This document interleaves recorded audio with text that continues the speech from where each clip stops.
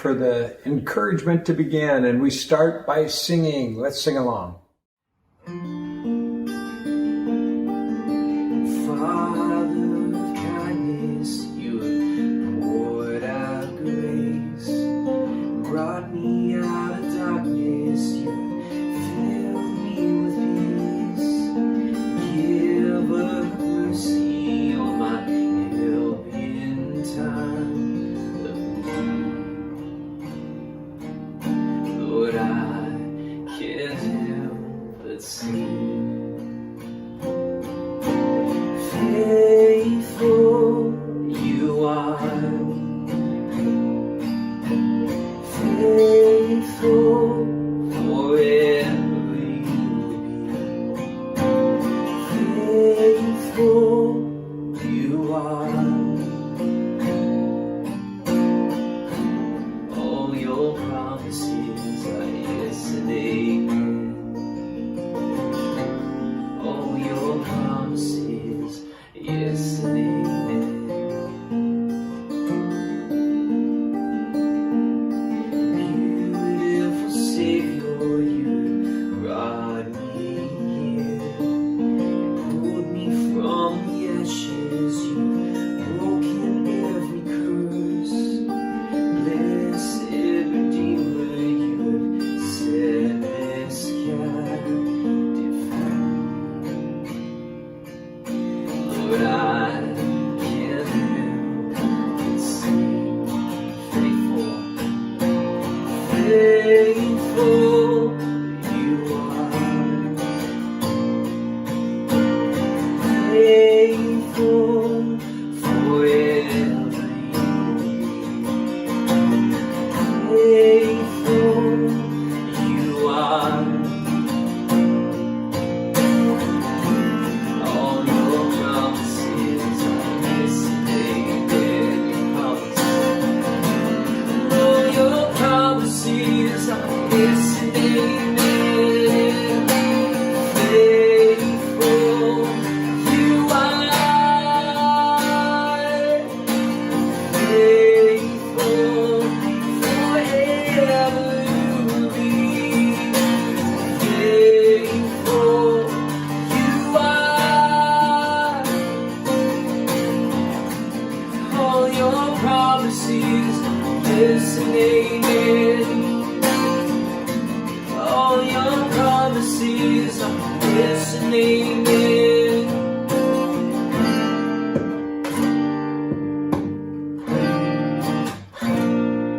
I will rest in your promises. My confidence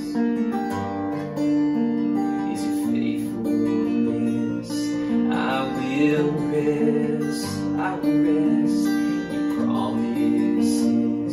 My confidence is your faithfulness. I will rest in your promises. My confidence is your faithfulness. I will rest promises, my confidence is your faithfulness. Faithful you are, faithful forever you'll be, faithful you are. All your promises, yes and amen. Oh yeah. All your promises, yes and amen. Promise. All your promises, yes and amen. Oh, they're yes and amen. All your promises, yes and amen.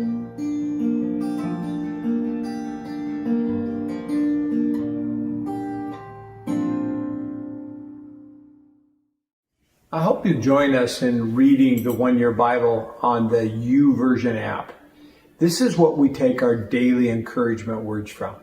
And we do this in our own personal life because it works. And I actually really enjoy listening to Pastor Brian, Pastor James, and in the next few weeks, you're going to hear from a number of others of our staff who are going to just share from their hearts after reading the One Year Bible.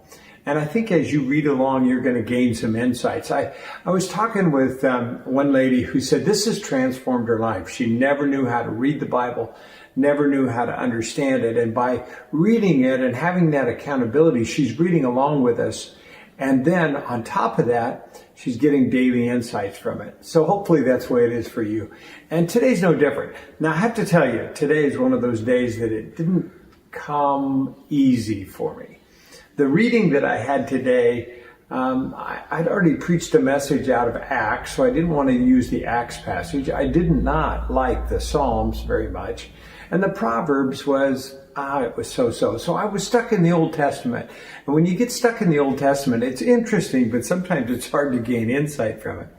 And I have this story in the Old Testament here, and it's the story of King Ahab. And if you know the story of King Ahab, he's married to Jezebel, who is the worst possible woman that you could ever imagine. And she influences him in the worst possible way. If you don't know this, they would have huge parties, and they would call worship parties where they would worship her gods. And the process of worshiping her gods, they would sacrifice children. They would burn children up in order to guarantee their crops for the year. And this was incredibly offensive to God. There were all kinds of reasons that Jezebel was not the one to really be married to or to be influenced by. And it was Jezebel who was trying to kill Elijah, which Pastor James talked about yesterday. Now we pick up the story, and here's Ahab, this king, who is influenced incredibly by Jezebel. But an interesting thing happens. He came home one day, and he had talked to his neighbor who he wanted to buy his vineyard from.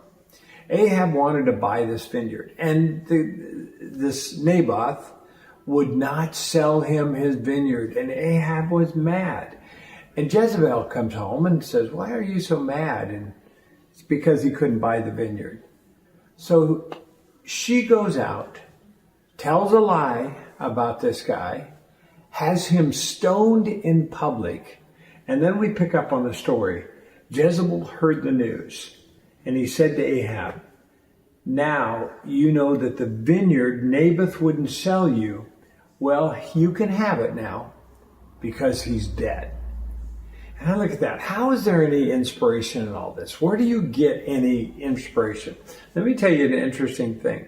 There's a recent research that's archaeological studies that have been done, and they found Naboth's vineyard. A lot of people wonder whether the Bible's true, whether these Old Testament stories are true. But just recently, they've actually found the location and the vineyard of Naboth. And this story is absolutely true. Repeats it over and over again.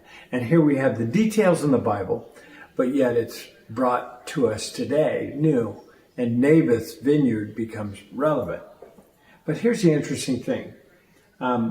Elijah is sent to King Ahab to essentially tell him he has done a horrible thing.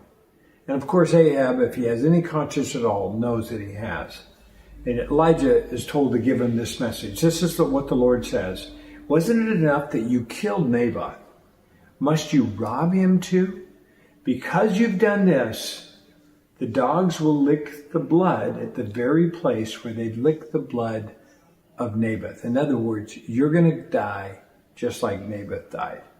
But an interesting thing happened. Ahab heard the story from Elijah, heard the message from Elijah, put on burlap, slept in it day and night, humbled himself, pleaded with God, asked for forgiveness.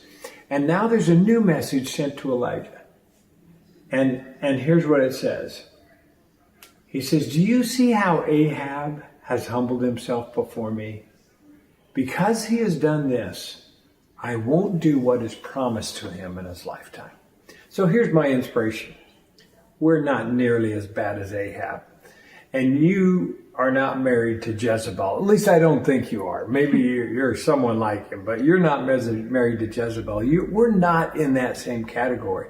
And when we find ourselves and we've done a mistake, when we think that we've gone way beyond what God will forgive or do something for us, we can be reminded of this story today, that if God has mercy for Ahab, he can have mercy for me, and he can have mercy for you.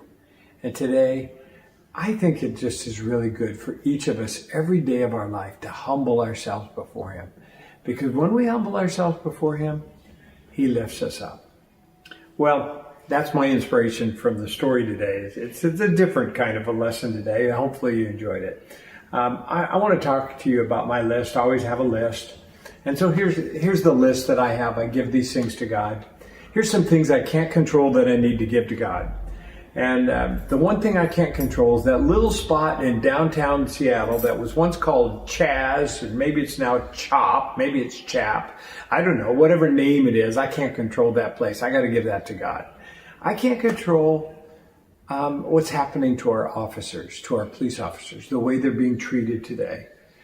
This is the most difficult time in the world for me. There's so many people saying that we ought to get rid of all police officers, when in reality, in the very communities that they want you to get rid of officers, 70% of them are asking not for less officers, they're asking for more. They just want good policing. Now, I can't control that. I have to give that to God. I think there's another thing I can't control, and that's disease. It hits me hard when I hear of a friend or I hear of somebody who is experiencing the pain of our frailty, our human frailty. Our bodies are imperfect, and disease is a part of that. And it happens to people that are good and to people that are evil. And it's one of those things I just can't control, and I have to give to God. And another thing I can't control is the future. I'd love to just say, this is what's going to happen in the future. I'd love to detail out my future, but I can't control the future. And it seems like every time I think I have a handle on the future, God changes the plan. And the other thing I can't control is government decisions. It seems like the government makes their decisions, and I don't always know that it's the most rational way of making decisions. But decisions are made, I have to give it to God. And it seems funny to me that protesters can stand shoulder to shoulder without mask and without complaint from any government official. And yet we as churches can't stand shoulder to shoulder worshiping God without any complaint. The other thing I can't control is the news cycle. And as I was thinking about that, so often when I just turn on the news, it becomes so negative and it can affect me deeply. One of the best things going to happen in the next week is I'm turning off the news for an entire week, and I can't wait for that to happen.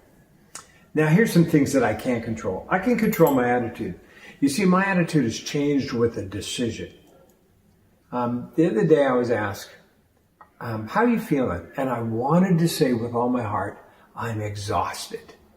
But I knew that the moment I said that, it changes my attitude. It changes my outlook. And I stopped myself and said, you know what? I'm challenged. I'm using everything I can for the best. It's like I had to make this decision to have a better attitude about my condition.